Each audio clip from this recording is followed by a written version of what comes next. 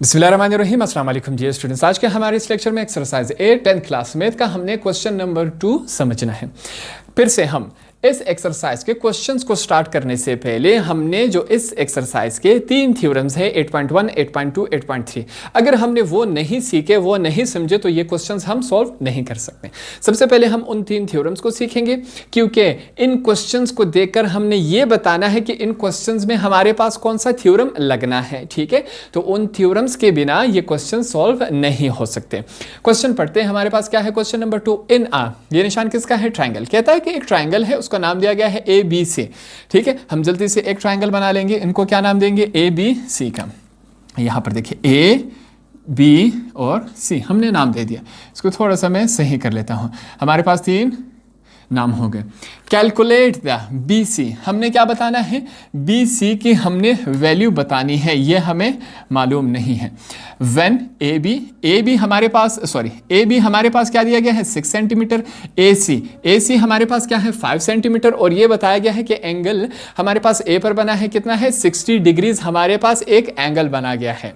तो यहां पर हम ए पर क्या बना लेंगे? ये हमारे पास क्या है? 60 डिग्रीज। ठीक है, इसको हमने 60 डिग्रीज कर दिया। फिर से हम थोड़ा सा इसका हेल्प लेंगे। हमारे पास इससे पहले भी हम क्वेश्चन नंबर 1 में कर चुके हैं। यहां पर एक दफा फिर से हमने यही करना है। फर्ज करें मैं कहता हूं कि हमने इस तरह एक लकड़ी यूं जमीन पर लगा दी इस एंगल पे। यहां पर सूरज की रोशनी पड़ेगी तो उसका जो साया है, उसका जो रिफ्लेक्शन है, उसका जो हमारे पास साया बनेगा वो इस एंगल पर बनेगा। तो यहाँ पर मैं क्या करता हूँ? एक स्ट्रेट लाइन लगा लेता हूँ। ठीक है, हमने क्यों लगाया? ये इसका मकसद आपको समझ आ गया। ये हमने इस पर यू लगा दिया। ठीक है, अब यहाँ पर हम क्या कहते हैं कि यहाँ पर दोनों साइड से क्या बना है? 90 डिग्रीज बना है। यहाँ पर भी 90 डिग्रीज, यहाँ पर भी 90। कितने डिग्री में बना है? 90 डिग्री में दोनों साइड के लिए बन गया है। हमारे पास कुछ वैल्यूज दी गई हैं कि ए बी हमारे पास कितना है? 6 सेंटीमीटर। ए से लेकर बी तक हमारे पास लाइन जो है वो कितनी है? ये आपको समझाने के लिए मैं लगा देता हूं। कितनी है? 6 सेंटीमीटर। यहां पर मैंने लगा दिया। कहता है कि ए से लेकर सी तक कितना है? 5 सेंटीमीटर। यहां पर भी हम लगा लेते हैं कि ए से लेकर सी तक हमारे पास कितना है? 5 सेंटीमीटर। ये मैंने ये लगा दिया। ठीक है, कितना है हमारे पास?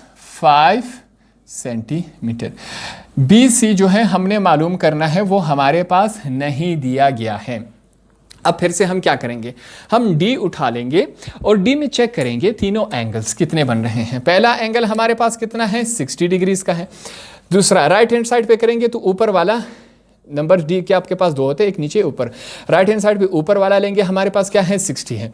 यहां से चेक करेंगे। ठीक है, यहां पर इस साइड पे नीचे वाला नंबर चेक करेंगे 60, इस साइड पे ऊपर वाला नंबर चेक करेंगे 60। तो तीनों एंगल्स जब हमने चेक किए, तीनों एंगल्स फिर से हमारे पास 90 डिग्री से छोटे आए। अगर आपके पास किसी भी ट्राइंगल के तीनों साइड्स 90 डिग्री से छोटे आए तो ऐसे ट्राइंगल को हम क्या कहते हैं? एक्यूट एंगल ट्राइंगल कहते हैं। अब हमें इस ट्राइंगल से मालूम हुआ कि यहाँ पर हमने कौन सा थ्योरम अप्लाई करना है? एक्यूट एंगल ट्राइंगल वाला हमने थ्योरम अप्लाई करना है।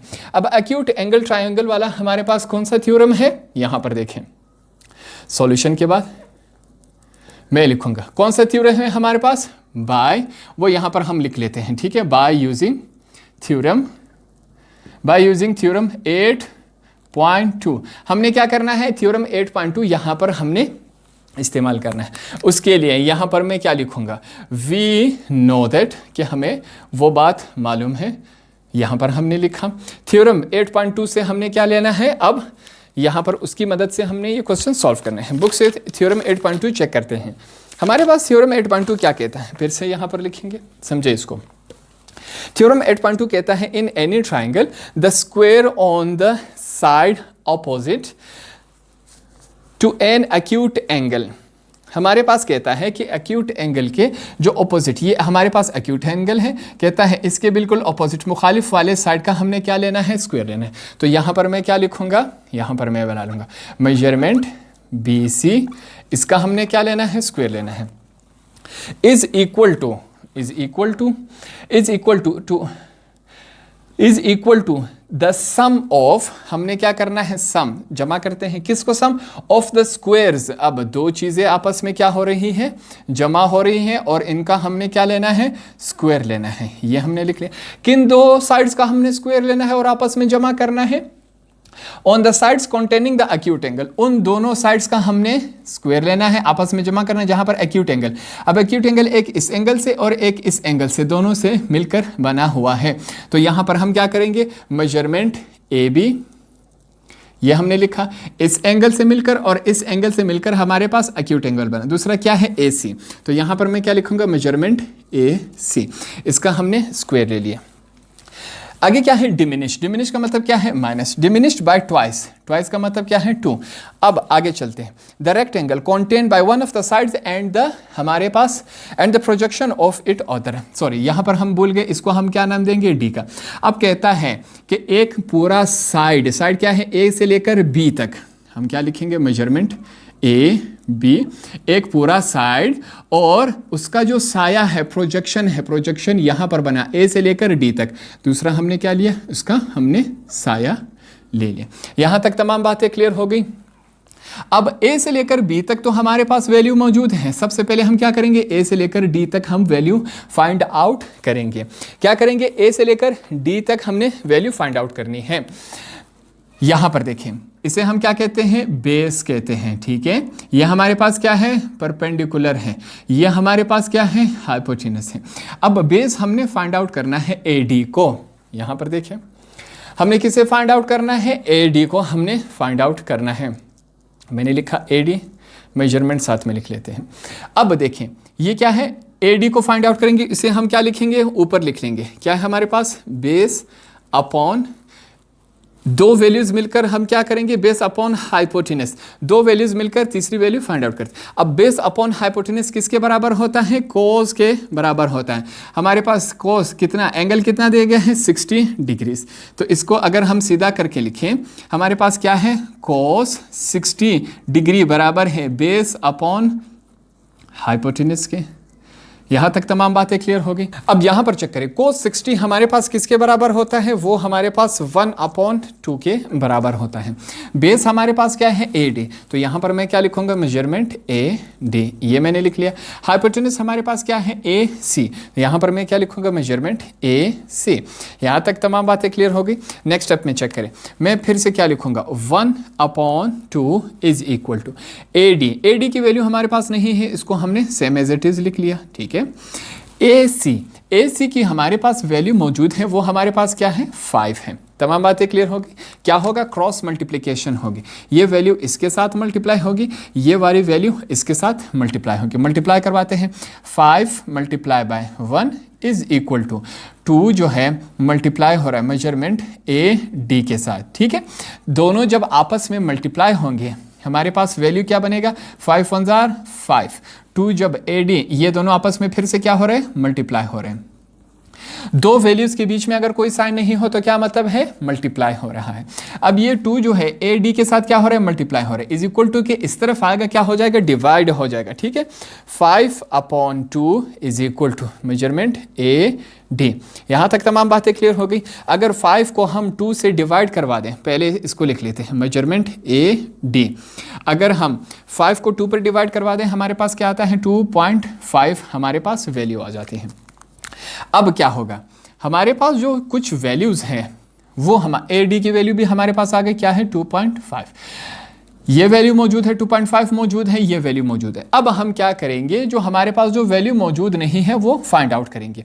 तो हमने ए डी की वैल्यू उठा के इसको फिर से हम क्या करेंगे, इक्वेशन 1 का नाम देंगे, ठीक है। हमने ए डी की वैल्यू उठा के इक्वेशन 1 में पुट कर देना है, ठीक है। अब हमारे पास वैल्यूज देखिए, हमारे पास वैल्यूज कौन कौन सी मौजूद है। यहां पर हम सबसे पहले मैं लिख लेता हूं मैं यहां पर लिखूंगा putting value of A D in equation 1, ठीक है। इक्वेशन 1 में हमने ये वैल्यू पुट कर देनी है। हमारे पास टोटल जो वैल्यूज है पहले वो लिख लेते हैं। हमारे पास वैल्यू क्या है, ए बी, पहले मैं लिख लेता हूं, मेजरमेंट एंगल ए बी किसके बराबर है, 6 सेंटीमीटर। दूसरी वैल्यू क्या है, मेजरमेंट ए सी, वो हमारे पास क्या है, 5 सेंटीमीटर। तीसरी हमारे पास क्या है, मेजरमेंट ए डी, वो हमारे पास किसके बराबर है, 2.5 के। ये रहा। एंड जो लास्ट में हमने वैल्यू फाइंड आउट करनी है, मेजरमेंट बी सी, इसे हमने फाइंड आउट करना है, ये हमें मालूम नहीं है। इक्वेशन जो हमारे पास ये इक्वेशन 1 है, इसको यहाँ पर एक दफ़ा मुकम्मल मैं लिख लेता हूँ, ठीक है। हमारे पास में क्या है, मेजरमेंट BC का square is equal to measurement AB का होल का स्क्वायर प्लस मेजरमेंट AC का होल का स्क्वायर -2 इंटू मेजरमेंट AB और मेजरमेंट AD। ये हमारे पास क्या है, इक्वेशन 1 है। तमाम वैल्यूज उठा के इक्वेशन 1 में हम पुट कर लेते हैं।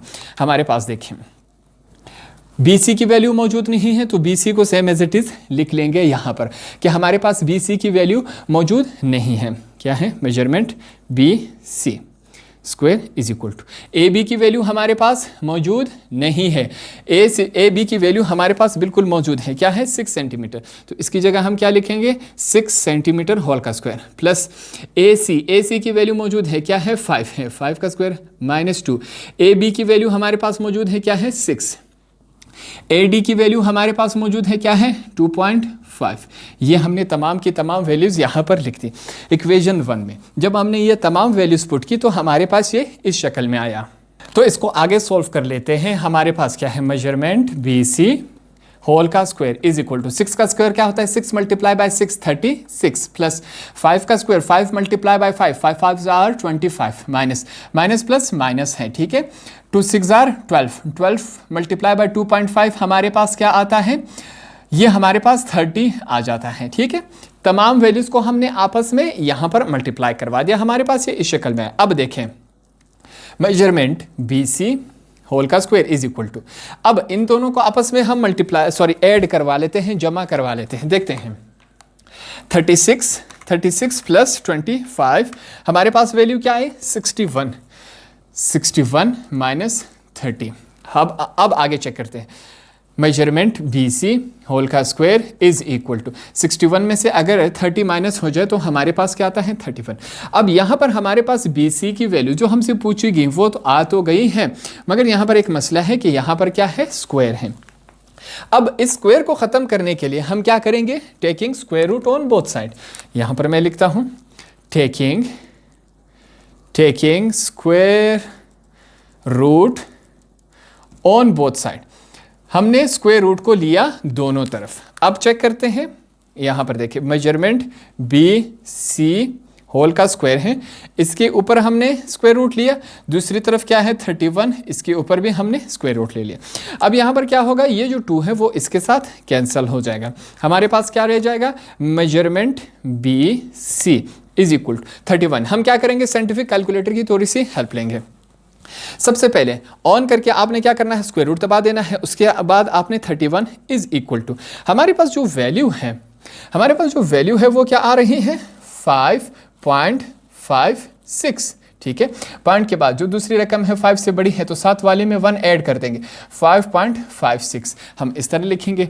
अब देखें 31 की जगह मैं क्या लिख रहा हूँ, 5.56 का होल का स्क्वायर, 5.56 को 5.6 मल्टीप्लाई बाय 5.6 हमारे पास क्या आता है, 31 ही आता है। तो इस वजह से ये जो 2 है वो इसके साथ कैंसिल हो जाएगा। हमारे पास क्या आ गया, measurement BC is equal to हमारा जो फाइनल आंसर है वो क्या आया, 5.56। जो हमसे पूछा गया था कि BC की वैल्यू हमने फाइंड आउट करनी है वो क्या है, 5.56 सेंटीमीटर। हमने क्या कर दिया, जो वैल्यू हमसे पूछी गई थी कि इसको फाइंड आउट कर दें, हमने वो फाइंड आउट कर दिया। तो इस तरह हमारा क्वेश्चन नंबर 2 भी कंप्लीट हुआ।